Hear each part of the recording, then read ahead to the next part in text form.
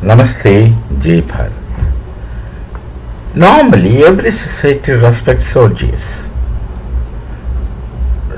From long time, societies respect soldiers, their valor, their contribution, and the society lives through the protection of the defenders.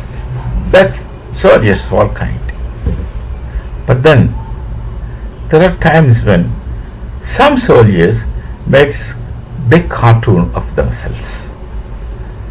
See, on the one hand, there is a concept of an ideal soldier, and then we also find a lot of cartoons among them. Some army are not short of getting the name as cartoons, and one such army is Pakistan Army. Just look at them. Are they really army? Or are they really an agency that controls everything, that does business? Pakistan Army does business. They are involved in all kinds of income making, profit making organizations where, according to the army hierarchy, the higher ups gets more. This is something like an industrial force functionally, otherwise army. I do not know, they must have had great generals also, but then what comes into limelight is real great cartoon, especially these days. In the past also, Pakistan Army has produced wonderful cartoons, and this Asim Munir is the present day cartoon. He lies to his people. Of course, his predecessors also kept lying to people. His politicians also lies to people.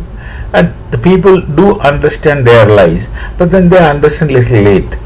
Initially they get thrilled and they dance and they sing. And then in time they realize, these are all lies. But they will continue to get deceived by these people. Now, two incidents that is what makes me speak this. This cartoon, Munir Asim or Asim Munir, whatever it is, he had gone to the USA and studying in the USA. He was not speaking to anyone officially. He was talking to the diaspora, Pakistan diaspora there in US, and he was telling them all kinds of stories, all kinds of things.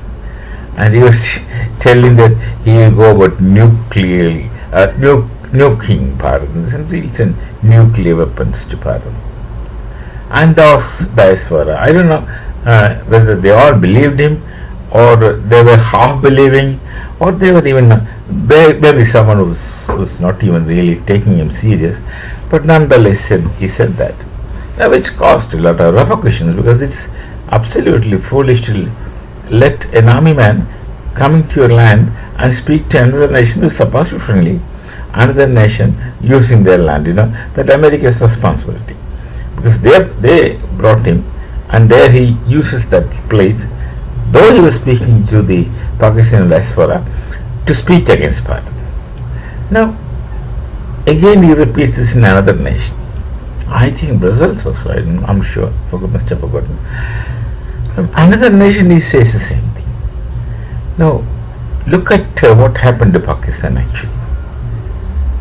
This man says he will nuke Bharat. First of all, Pakistan has not invented anything. They can't make motorcycles. They don't manufacture motorcycles. They don't manufacture ink. And they don't manufacture many such things. They can't. They can't in the sense that they must have never tried. Because trying needs effort. One has to work towards it. And these people don't want to work. That has become the culture of Pakistan, work culture. They don't want to work. They are used to getting things free. They had been using their religion as an ATM to get things, not just money, many other things as well. So these people have forgotten through generations hard work. So they don't work anymore. They speak. Had they been working, they could have also focused themselves into at least making two-wheelers in the country. They don't. Now, they always try to make comparison between Bharat and Pakistan. We can't. So we don't do it. So there's no point. It's absolutely no point discussing, comparing Bharat with Pakistan, though they have got parted from us. That's why they always wanted to get compared, saying that Bharat has gone to that heights and we are still here. That part they admit. And of course, they will, why they could not progress, they will blame each other and each one saves their face. That kind of comfort they will get into. So, this Asim Munir says this. First of all, they don't have, I told you, they can't even make two-wheelers. So do you think really they have made a nuclear weapon? Certainly not. With the help of others. I don't know initially who helped them to do some nuclear devices there. But now what we know is America has got their nuclear stockpiles kept in Pakistan for their use. Where the Pakistan army or Pakistan officials are not allowed to go. This thing gets out in the news only after Operation Sindoor. We did not know that. We did not know that Kirana Hills was holding a stockpile of the US. We did not know that. It's only accidentally that we come to know. And where, of course, it's the US people who are controlling. Pakistan has nothing to do. And then he has a cheek to threaten. That's what my Prime Minister was telling. Stop nuclear blackmail. Because you don't have the capability. But you simply say, you don't have the capability. You expect America to come to Pakistan, sit there and operate a nuclear warhead for you to send it to Bharat. If you expect that, I don't know, it's your understanding. But for me, it's appalling. It's not quite possible. Even to launch drones against Bharat in Operation Sindhu, the Turkish soldiers had to go. The Turkeys were sitting there and operating drones, and some of them must have lost their lives also. Some of them did lose their lives in some kind of attack. So they even can't operate their drones. These people don't know anything because they're not used to working. They've lost the work culture. They're so used to getting arms, so used to getting things free, so they don't work. They can't make anything, they don't make. And such a person is threatening. And the whole world knows what must have happened in Pakistan in Operation Sindhu. 11 of their air bases got devastated and destroyed. And the kind of precision attack Bharat made is amazing to the entire world. In spite of that, they have the cheek to say that we won. Oh, they celebrate.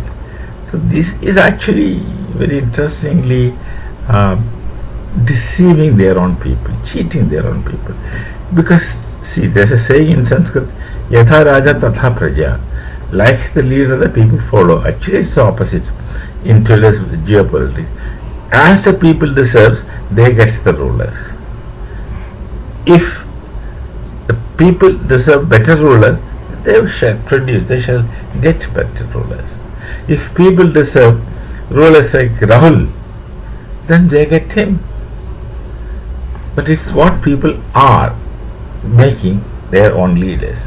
So the people are sensible. There should be any sensible leaders. So in case of Pakistan, the whole Pakistan is like that. So naturally, their leaders also shall be like that. Each one will tell one another and then try to live in lives comfortably. And each one is so self-centered, is not bothered about the others.